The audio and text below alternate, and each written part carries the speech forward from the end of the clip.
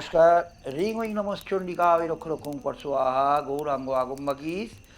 আজ একটা বিষয় নিয়ে একটু আলোচনা করি। অনেকে আমাকে জানতে চান বাস্তুসম্মত ব্যাপার। অ্যাকচুয়ালি আমি প্রপার বাস্তু সেই মতে কাজ করি না, তবুও তো করতে হয়।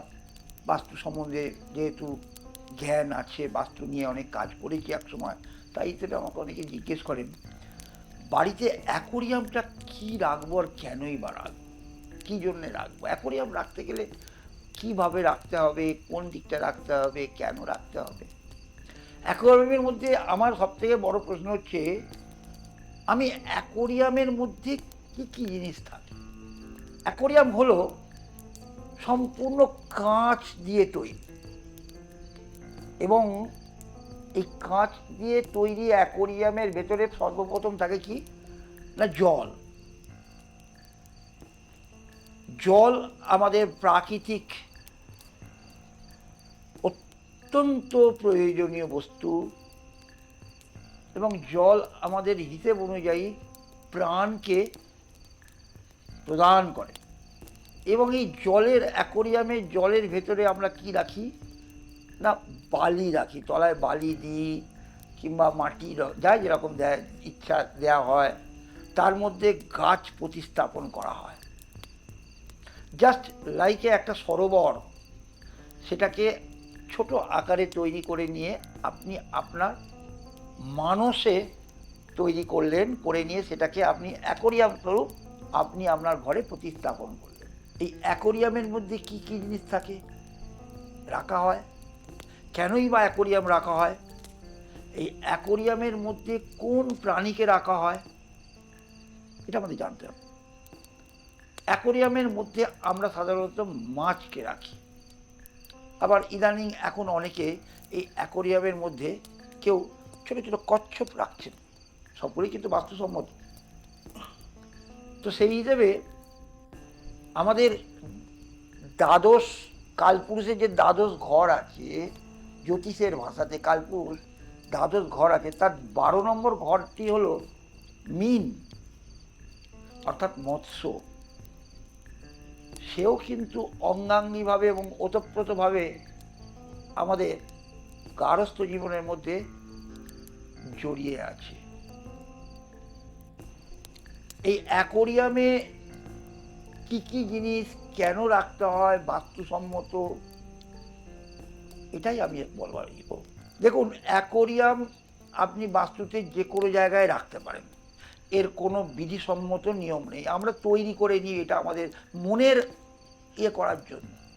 অ্যাকোরিয়াম আপনি যে কোনো জায়গায় বাস্তুতে যে কোনো দিকে আপনি মেনটেন করে রাখতে পারেন, এর জন্য কোনো রকম তাতে আমরা সমস্যা হবে না।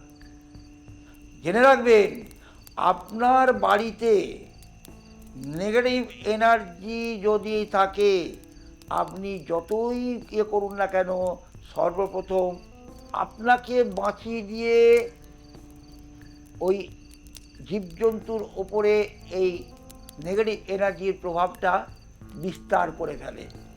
যে কারণে হঠাৎ হঠাৎ দেখবেন কোথাও কিছু নেই, আপনার বাড়িতে মাছের মৃত্যু হচ্ছে, কচ্ছপের মৃত্যু হচ্ছে।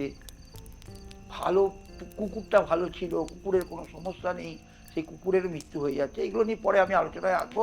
আজকে আমি অ্যাকোরিয়াম সম্বন্ধে একটু বলে ফেলি। অ্যাকোরিয়াম রাখার সঠিক দিক, আপনার বাড়িতে আপনি অ্যাকোরিয়ামের জন্য যেদিকে ইচ্ছা আপনি রাখতে পারেন, তার জন্য কোনো বাধা নেই। কিন্তু জলতত্ত্ব অনুসারে বাড়ির পূর্ব, উত্তর কিংবা উত্তর পূর্ব দিকে অ্যাকোরিয়াম রাখা শুভ বলে পরিগণিত হয়। কারণ মাছ হলো আমাদের কাছে জলতত্ত্ব অনুসারে অত্যন্ত শুভ। অ্যাকোরিয়ামের স্থান কীরকম হওয়া উচিত, অনেকের বাড়িতে অ্যাকোরিয়াম রাখতে চাইলেও জায়গার অভাবে তা যেখানে সেখানে রেখে দেন, তাতে কিছু যায় না। এটি করা উচিত কি অনুচিত সেটা আপনার নিজের মধ্যে। রান্নাঘর সংলগ্ন জায়গায় কখনোই অ্যাকোরিয়াম রাখবেন না। এর ফলে পরিবারের সদস্যদের মধ্যে নানা বিষয়ে মনোমালিন্য হতে পারে। এর ফলে আপনার বাড়িতে পজিটিভ এনার্জি বৃদ্ধি পাবে। চেষ্টা করবেন ওই জলের মধ্যে ছোট ছোট শঙ্খ রেখে দেয়া।